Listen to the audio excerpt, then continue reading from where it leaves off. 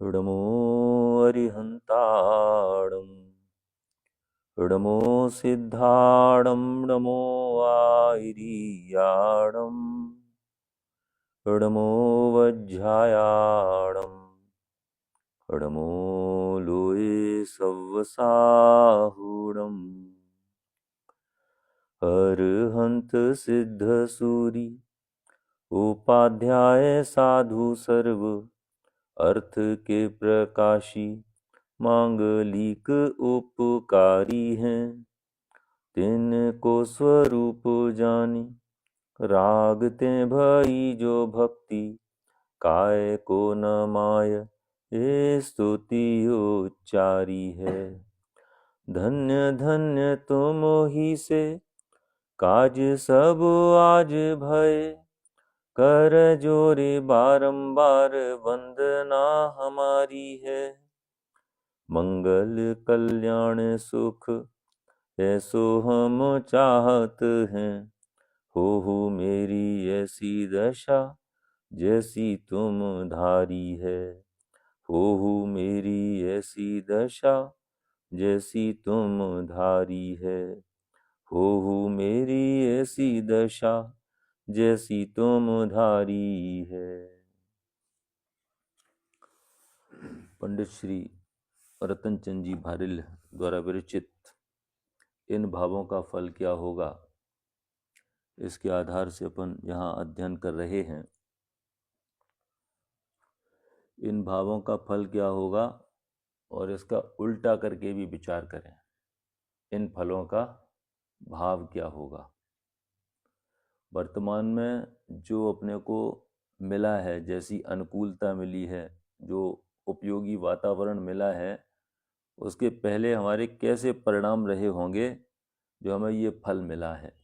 जैन कुल मिलना, जिनवाणी मिलना, देवशास्त्र गुरु का समागम मिलना, ये अपनी ऐसी रुचि होना कि हम तत्व को समझें, तो हमने कैसे परिणाम किए होंगे, कैसे भाव किए होंगे, यानी इन फलों का भाव क्या होगा। और वर्तमान में ऐसी अनुकूलता मिल जाने के बाद वर्तमान में हमारे जो परिणाम चल रहे हैं, जो भाव चल रहे हैं, इन भावों का फल क्या होगा। दोनों तरफ से विचार करें। बहुत ही उपयोगी रचना है। 8वें पाठ के आधार से थोड़ी सी चर्चा पहले प्रारंभ की थी, बीच में थोड़ा सा गैप हुआ। आज पुनः 8वें पाठ से इसको व्यवस्थित ढंग से प्रारंभ करते हैं। धर्मेश बचपन से ही सांसारिक भोगों से उदास था। अब देखो संस्कार लेके आया कि नहीं लेके आया। आज तो बचपन से ही अपनी भोगों की रुचि सिखानी नहीं पड़ती अपने को। ये तो ऐसा मालूम पड़ता है पहले से ही संस्कार लेकर के आए हैं। भोग के संस्कार, 5 इंद्रिय के विषयों में सुख बुद्धि अनादि से है जीव की, वो बचपन से ही दिखाई देने लगती है। ये तो पूर्व जन्म के ऐसे उत्कृष्ट इसके संस्कार थे इस जीव के कि बचपन से ही सांसारिक भोगों से उदास था। उस समय उसे स्वयं भी उस उदासी के कारण का पता नहीं था, पर उसका मन मित्र मंडली में, राग रंग में रमता नहीं था। घर के किसी काम में लगता नहीं था। लौकिक पढ़ाई के प्रति भी वह उदासीन ही रहा करता था। इस कारण वह स्कूल में अधिक पढ़ भी नहीं सका। रुचि कहीं और की थी, ये चीज़ें उसको भा नहीं रही थीं। लौकिक पढ़ाई अपन पढ़ते ही मंगलाचरण में, आत्मज्ञान ही ज्ञान है, शेष सभी अज्ञान। क्योंकि कितनी भी अपन पढ़ाई कर लें, कुछ भी कर लें, लेकिन जो आत्मिक शांति है, अंदर की जो शीतलता निर्मलता है, वो प्रदान करने में निमित्त नहीं है लौकिक पढ़ाई। उसके लिए तो दूसरी पढ़ाई करनी पड़ती है। उसके लिए कौन सी पढ़ाई करनी है। कबीरदास जी ने क्या लिखा है कि पोथी पढ़ पढ़ जग मुआ, पंडित भया न कोय, और ढाई आकर प्रेम का पढ़े सो पंडित होए। अपने यहाँ 2.5 अक्षर आत्म का, आधा ता और 2.5 अक्षर है, 2.5 अक्षर आत्म का पढ़े सो ज्ञानी हुए। यद्यपि उसकी लौकिक शिक्षा मैट्रिक तक ही हो पाई थी, पर वह बुद्धिमान बहुत था, प्रतिभा संपन्न भी था।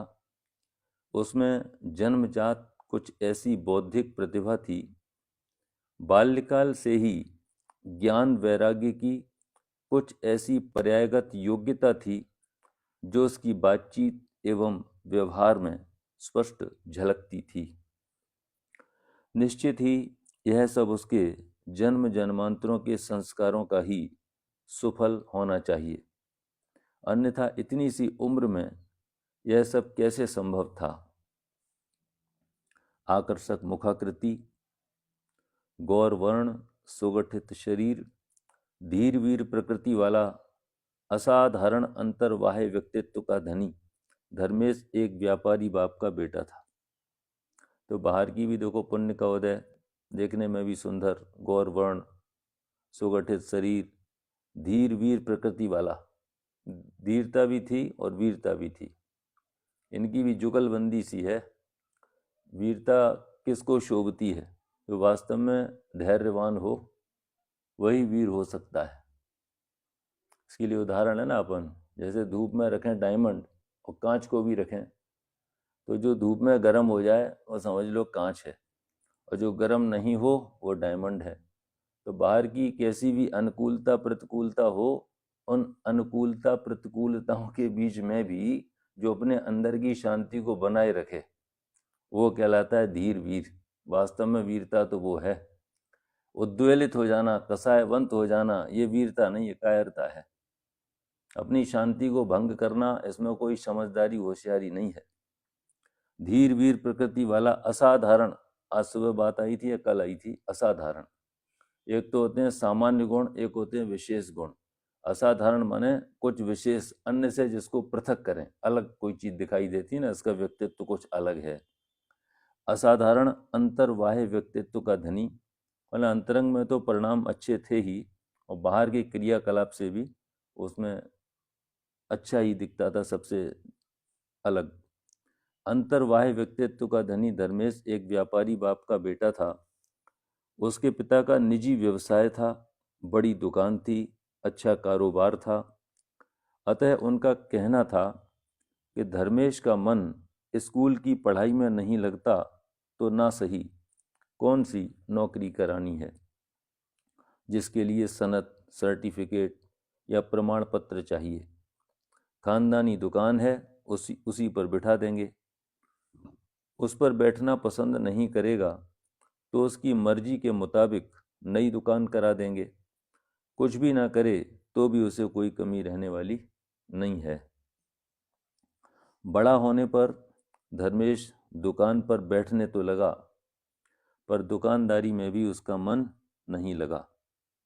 श्रीमद् राजचंद जी का नाम सुना आप लोगों ने? गांधी जी के गुरु थे श्रीमद् राजचंद जी। उनका भी मन ऐसा ही था। दुकान पे बैठते थे तो अंदर से ऐसा लगता था दुकान निकल करके भाग जाए कहीं पीछे वाले गेट से। मतलब उस पर बैठ करके भी उसमें उनका चित्त रमता नहीं था। जो वैराग्य प्रकृति के जीव होते हैं वो भले ही कहीं भी बैठे हों लेकिन उनमें गृध्यता नहीं होती। जैसे अभी मान लो अपने लिए भोजन जरूरी है, भोजन के बिना ऐसा लगता है हमारा जीवन यापन नहीं चल सकेगा, तो क्या खाएं, कितना खाएं, कब खाएं, इतना अपन विवेक रखते हैं।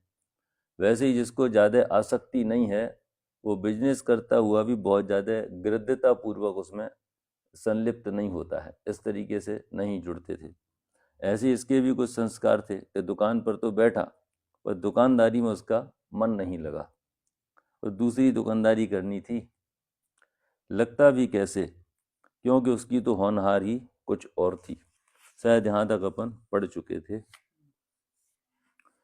धर्मेश की माँ को चिंता हुई कि आखिर इस तरह कैसे काम चलेगा।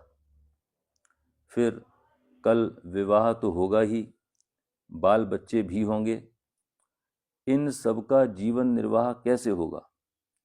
अभी हमारी मान मर्यादा से इसके भाई भाभी भले कोई कुछ न कहें पर मन में तो आ ही सकता है ना। भाई भाभीयों के भरोसे उन पर भार बनकर जीवन भर तो नहीं रहा जा सकता। भले ही वे भी छोटे भाई के अनुरागवश कुछ न कहें, परंतु दूसरों के सहारे रहना कोई गौरव की बात भी तो नहीं है। सभी को आत्मनिर्भर होकर स्वावलंबी बनकर रहना चाहिए। इस पंक्ति से अपने को बहुत सारी प्रेरणाएं मिलती हैं। दूसरों के सहारे रहना कोई गौरव की बात नहीं है, सभी को आत्मनिर्भर होकर स्वावलंबी बनकर रहना चाहिए। ये खास तौर से ये पंक्ति जो है, अपन जब व्रताचरण करें, कोई नियम लें, प्रतिज्ञा लें जीवन पर्यंत के लिए, तब ये बात बहुत विचार करनी चाहिए। केवल वर्तमान परिणाम के भरोसे नहीं, आज दूसरे करने वाले हैं और कल दूसरे करने वाले नहीं होंगे, तो हम कैसे उस नियम को निभा पाएंगे, कितने हम अपने परिणामों को संभाल पाएंगे। मतलब कोई अपन नियम जो भी लें, प्रतिज्ञा लें कोई भी, तो उसमें ये विचार करना चाहिए कि अपने अपने दम पर ही वो चीज़ लेनी चाहिए, दूसरों के भरोसे नहीं। यहाँ कोई पराधीनता वाला काम नहीं है, स्वावलंबी बनकर रहना चाहिए। अपन स्वयं से जितना निर्वाह कर सकें, जिससे परिणाम भी अपने चढ़ते रहें। यही परिवार वालों की चिंता का विषय था। उन्हें क्या पता था कि धर्मेश तो सच्चा स्वावलंबी बनकर जीने वाला है। न केवल स्वयं स्वावलंबी बनेगा, बल्कि जगत के जीवों को भी सच्चे स्वावलंबन का सबक सिखाएगा, अपना जीवन सार्थक व सफल बनाएगा। जीवन सफल और सार्थक बनाने वाली बात है। अपने को क्या लगता है कब जीवन हमारा सफल सार्थक होगा? जो अपने को पढ़ाई करनी है, पढ़ाई पूरी हो जाए और जैसी हमने तैयारी की है उसके हिसाब से हमारे अच्छे नंबर आ जाएं, फिर जो हम सोच रहे हैं मन में, अच्छी सी जॉब लग जाए, जैसी हम सैलरी चाहते हैं वैसी सैलरी मिल जाए, फिर उसके बाद क्या है, शारीरिक स्वास्थ्य अच्छा बना रहे, घर परिवार में अनुकूलता रहे, तो जीवन सफल। यही तो है ना, इससे ज़्यादा तो नहीं सोच पाते अपन कुछ भी। ये क्या है जीवन की सार्थकता? क्यों, किसके लिए अपने को जीवन मिला है? ये तो कई बार अपने को ऐसा लगता है हम नया काम कर रहे हैं, नई पढ़ाई कर रहे हैं, नई जॉब कर रहे हैं, नया धंधा कर रहे हैं। एक बार नहीं, अनंत बार सारे काम कर करके छोड़े। एक काम जो महत्वपूर्ण कार्य है कि अपने आप को पहचान करके, जान करके उसमें स्थिरता, रमणता, एकाग्रता करना, ये काम अनादि से नहीं कर पाए। और आज भी ये काम हमारी ऊर्ध्वता पर नहीं है, हमारी प्राथमिकता पर ये काम नहीं है। सारे काम प्राथमिकता पर हैं और ये चीज़ हमारी आज भी साइड में रखी हुई, जबकि ये चीज़ सबसे ऊर्ध्व होनी चाहिए। ये काम जरूरी है, बाकी सब मजबूरी है। अपने को वास्तव में भगवान की सच्ची महिमा आई कब कहलाएगी? जब हमारी सोच इस प्रकार की बनेगी तब। भगवान क्या कर रहे हैं, अच्छा बताओ? भगवान कपड़े की दुकान पे बैठे हैं कि सराफे की दुकान पे बैठे हैं?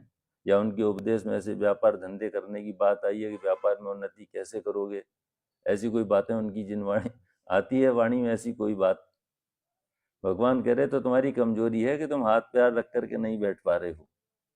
भगवान की तरफ देखते हैं तो भगवान की मुद्रा हमें क्या संदेश दे रही है, हमको क्या करना है, किस दिशा में हम अपना पुरुषार्थ प्रारंभ करें।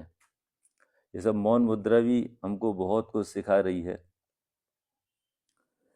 यही परिवार वालों की चिंता का विषय था। उन्हें क्या पता था कि धर्मेश तो सच्चा स्वावलंबी बनकर जीने वाला है। न केवल स्वयं स्वावलंबी बनेगा, बल्कि जगत के जीवों को भी सच्चे स्वावलंबन का सबक सिखाएगा, अपना जीवन सार्थक व सफल बनाएगा। नाम तो मात्र माता पिता की रुचि का परिचायक होता है। माता पिता को जहाँ रुचि होती है उस प्रकार का नाम रख देते हैं बच्चों को।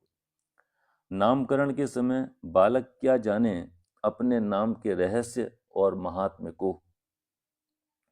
फिर भी धर्मेश ने यथा नाम तथा गुण कहावत को सार्थक कर दिया।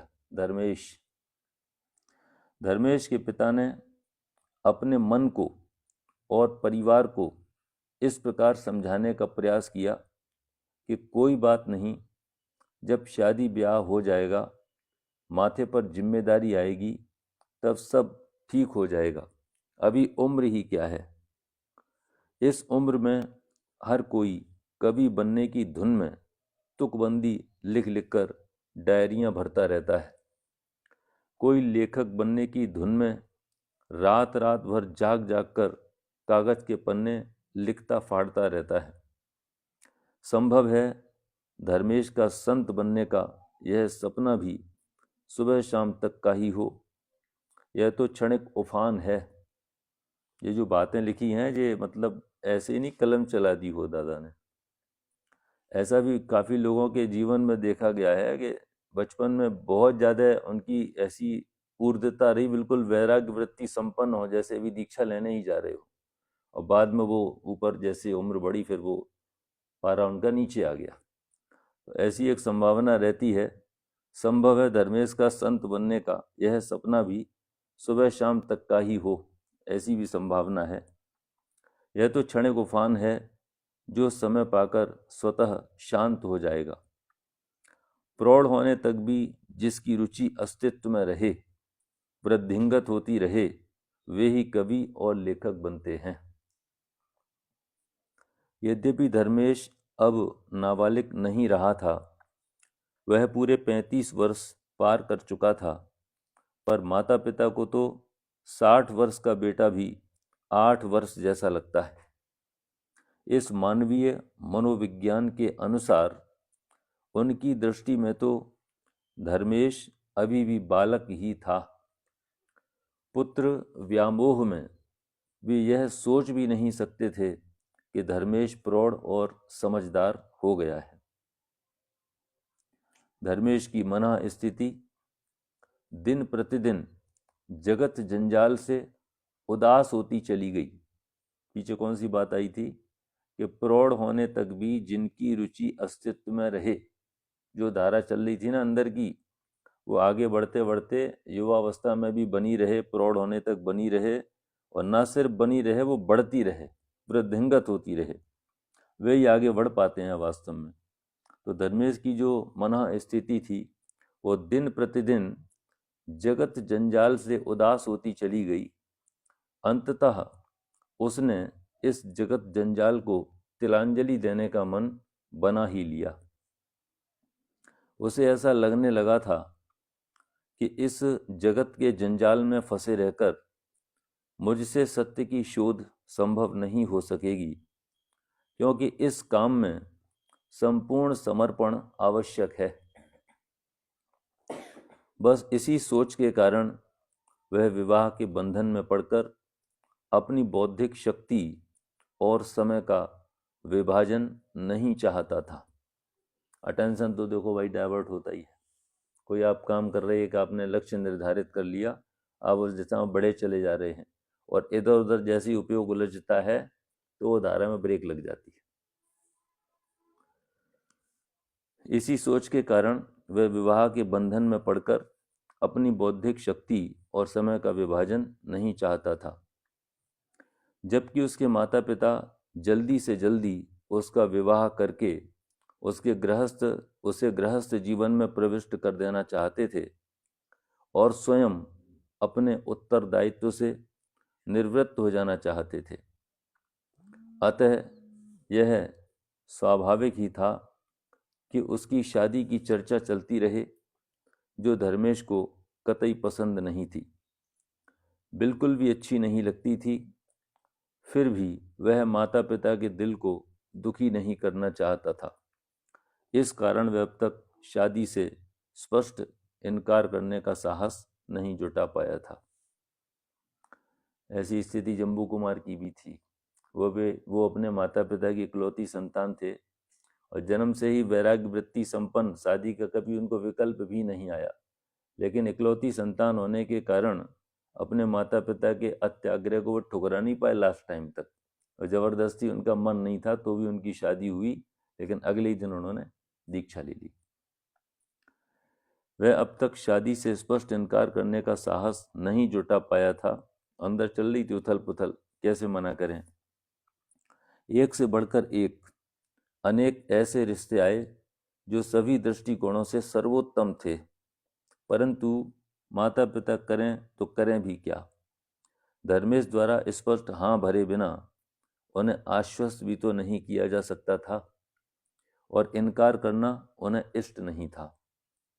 इस कारण वे भी टाल मटोल ही करते रहे, पर वे अच्छी तरह जानते थे कि यह बात लंबे काल तक चलने वाली नहीं है। कब तक टाल मटोल करी जाएगी, लिमिट है ना उसकी भी। धर्मेश भी आखिर इस तरह कब तक टाल मटोल करता। अतः अब उसने शादी से सर्वथा इनकार करने का निश्चय कर ही लिया और मन में संकल्प कर लिया कि मैं साफ साफ कह दूंगा कि मैं शादी नहीं करना चाहता। फिर वह सोचता है, क्या इतना कह देने मात्र से वे मान जाएंगे? वे भी इस मामले में कम समझदार नहीं हैं। वे मुझे समझाएंगे, कहेंगे, बेटा, तीर्थंकरों तक ने पहले शादी विवाह किए, बेटा बेटी हुए, पारिवारिक उत्तरदायित्व संभाला, समाज सेवा की, राजपाट संभाला, तत्पश्चात दीक्षित हुए, स्वपर का कल्याण किया। यही राजमार्ग है। आत्म कल्याण करने के लिए कौन रोकता है? पर उसका भी समय होता है। क्या लिखा है इसमें? आत्म कल्याण का भी समय होता है। ऐसा ही है क्या? आत्म कल्याण के लिए भी कोई समय होता है? पंडित साहब की वो लाइन कितनी अच्छी है, बचपन ज्ञानाभ्यास के लिए, जवानी संयम के लिए और बुढ़ापा समाधि के लिए। बुढ़ापे में तो फल खाए जाते हैं, बचपन में करो ज्ञानाभ्यास। अपने वो प्रतिष्ठाचार्य जी है ना, अभिनंदन कुमार जी, बार बार एक लाइन कहते हैं कि जब तक आंखें खुली हैं तब तक पढ़ लो, जब तक आंखें खुली हैं तब तक पढ़ लो। ज्ञानाभ्यास करो, अध्ययन मनन चिंतन, ये प्रोसीजर चले बचपन में।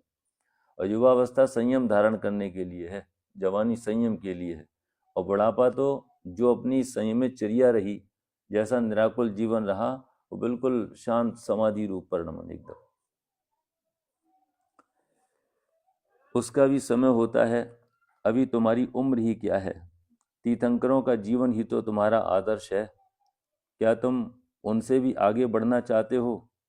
ये उसके दिमाग में चल रही है कि पिताजी ऐसी बातें करेंगे तो हम क्या जवाब देंगे, तब मैं क्या करूँगा, क्या कहूँगा उनसे। एक क्षण रुककर धर्मेश पुनः सोचता है, आखिर मैं भी तो उन्हीं का बेटा हूँ। मैं उन्हें यह समझाऊंगा कि तीर्थंकरों जैसी सामर्थ्य मुझ में कहाँ। उनमें असीमित शक्ति होती है, वे सब कर सकते हैं, मुझसे वैसा करना संभव नहीं है। मैं प्रथम तीर्थंकर भगवान ऋषभदेव के तीर्थकाल का महामानव नहीं, बल्कि 24वें तीर्थंकर भगवान महावीर के तीर्थकाल का एक क्षुद्र मनुष्य हूँ। तो कैसा चिंतन चला। अपना काम सही दिशा में करना हो तो बातें भी कितनी अच्छी स्वयं दिमाग में आ ही जाती हैं। अतः क्यों ना मैं तीर्थंकर महावीर को ही अपना आदर्श मानूं। जब उन्होंने भी शादी नहीं की तो मैं क्यों करूं। इस मशीनी युग में जीवन की भी कोई गारंटी नहीं, कभी भी कहीं भी जीवन लीला समाप्त हो सकती है। अतः आप मुझे मेरी मर्जी पर छोड़ दीजिए और मुझे मंगल आशीर्वाद दीजिए कि मैं अपने उद्देश्य में सफल होऊं। मेरे इतना कहने पर निश्चित ही वे मान जाएंगे, ऐसा मुझे पूर्ण विश्वास है। आखिर उसने अपने संकल्प के अनुसार माँ बाप को यह विश्वास दिला ही दिया कि हम कुछ भी करें पर यह न तो शादी ही करेगा और न धंधा पानी ही।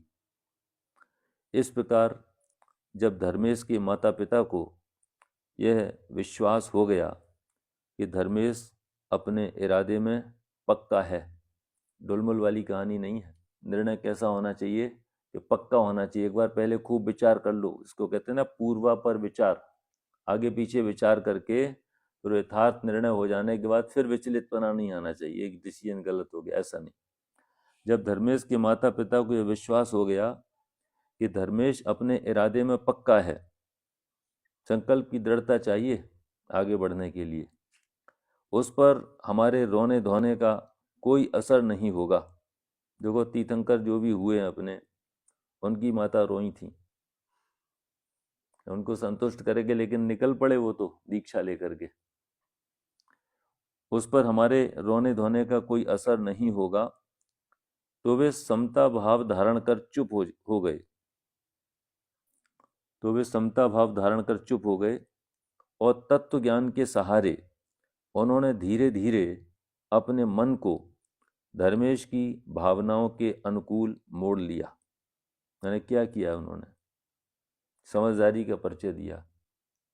बिल्कुल जब पक्का भरोसा हो गया कि ये इस लाइन पर ही आगे बढ़ने वाला है, तो उन्होंने परिस्थिति बदलने की कोशिश नहीं करी।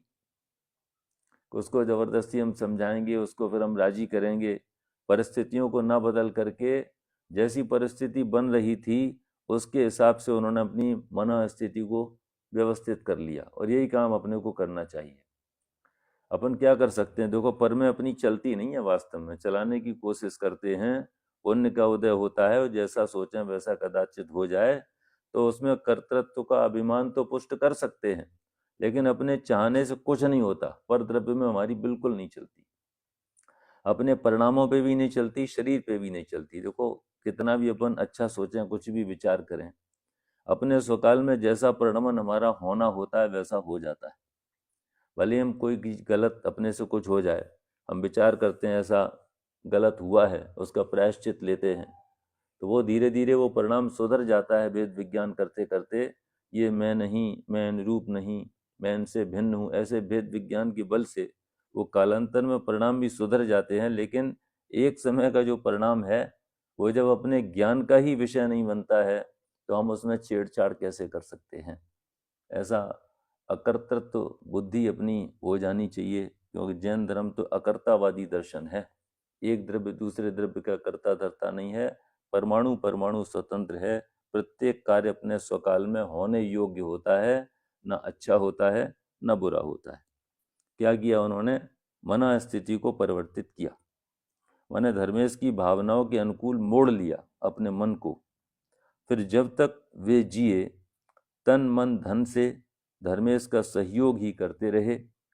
धर्मेश भी अपना काम करते हुए पुराण पुरुष श्रवण कुमार की भांति माता पिता की सेवा में पूर्ण समर्पित रहा। ये अपना 8वां अध्याय है, वो पूरा हुआ। अब 9वां अध्याय अपन कल से ही प्रारंभ करेंगे। आज यहीं विराम लेते हैं। बोलिए वर्तमान शासन नायक महावीर भगवान की। सहजानंदी शुद्ध स्वरूपी अविनाशी में आत्म स्वरूप। सहजानंदी शुद्ध स्वरूपी अविनाशी में आत्म स्वरूप। सहजानंदी शुद्ध स्वरूपी अविनाशी में आत्म स्वरूप। निज निधि निज में बताई यह अनंत उपकार है। उसके लिए जिन वाणी माँ को वंदना शत बार है।